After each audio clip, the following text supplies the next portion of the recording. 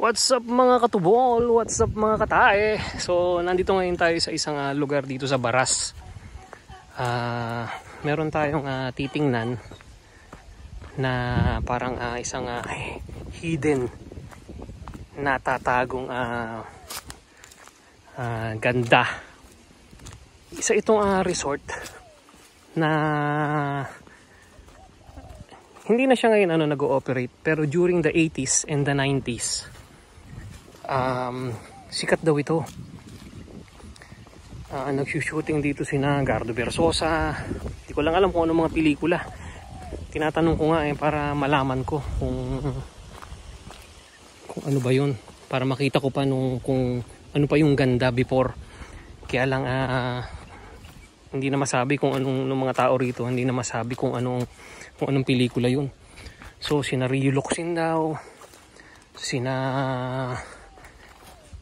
basta marami kung sino-sinong mga artista.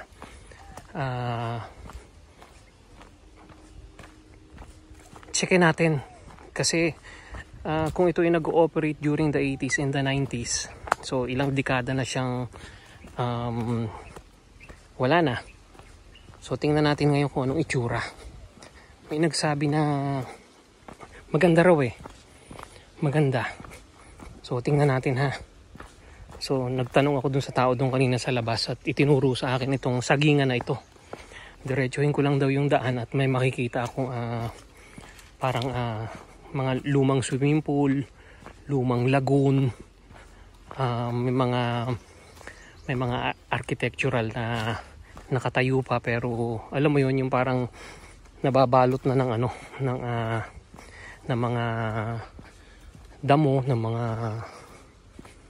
mga puno. So check natin ha. Check natin. So yan. Medyo doon tayo galing So medyo papadilim na ng papadilim. Tingnan natin ngayon kung anong dito tayo sa kabila. May natatanaw akong bahay na parang luma na nakatumba. So yan. Hindi ko lang mabanggit kung saan ito sa Baras kasi wag na muna. Ayan na. Ayan na nga. May mga nakatayo ng Yun Yun. Sabi meron daw ditong nagtatrabaho na na parang bako. Ewan ko lang, baka sa kabilang ibayo yun, pero ito. Naku, napaglumaan na nga ng panahon. May naririnig akong parang lumalagabag na kung ano-ano. May mga daw dito may mga nangyaring kakaiba, pero hindi ko naman pwedeng i-discuss kasi medyo private na yun Yun, may naririnig kayo? Yun So ito yun. May daan dun pero dito muna tayo, tingnan natin to kung anong meron dito. Ay grabe. Tingnan natin, ingat lang, baka ay kung anong rito. Parang may mga parang ginawa na tong tambayan Ayun na nga, yun. May nakikita akong nagbabako. So ito na yung lumang swimming pool. Oo nga, swimming pool nga.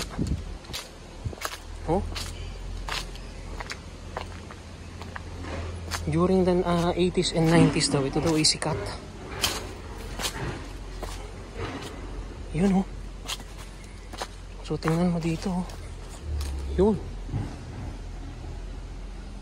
At ito ang kanyang ayun So dati daw dito buhay daw dati itong swimming pool na ito. Ewan ko, baka nung sikat pa yung mga ST Queen, yung mga ganon, yung mga ST. Ayan tingnan natin. Yun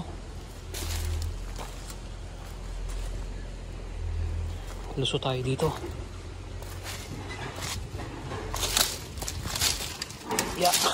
Naku po. Luso tayo dito sa ilalim.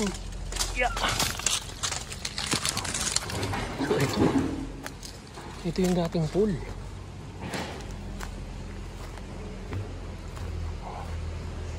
So parang talagang ano na.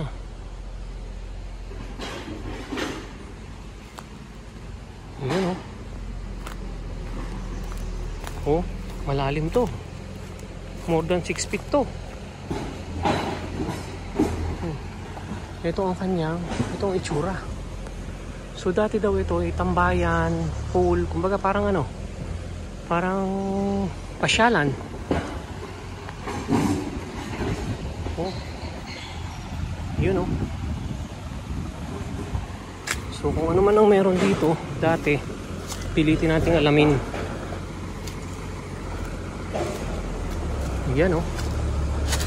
Sikat daw dati ito eh. Kaya lang eh, parang may ano to, tubig.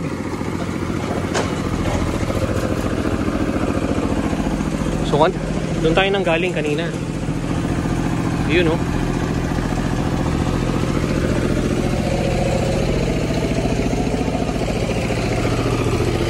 Ano ito?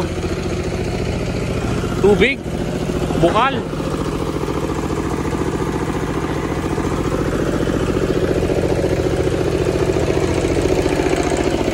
Na.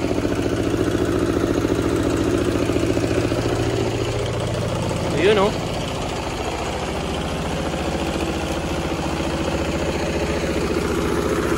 Bukal nga.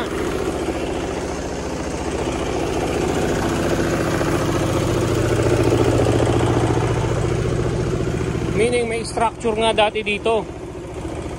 Meron daw ditong mga tambayan. Ayan yung bako oh. Dine-develop na ulit to. Aray ko. Yun oh. Huwag na tayong umabot doon at baka tayo masita pa. O ayan.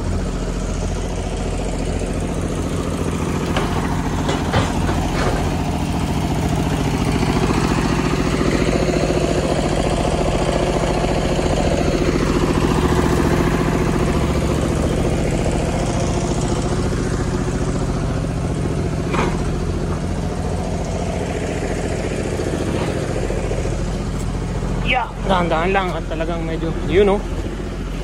Ito yung tubig oh. Galing dun sa bukal.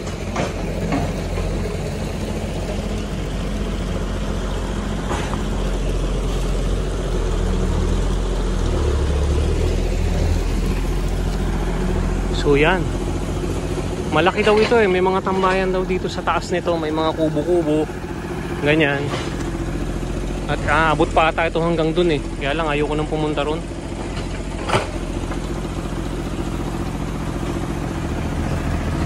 So yan ang mga kaganapan dito. Oh.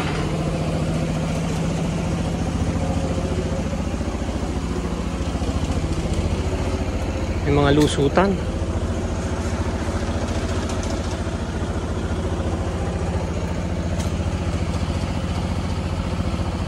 So yun lang yan mga kapatid.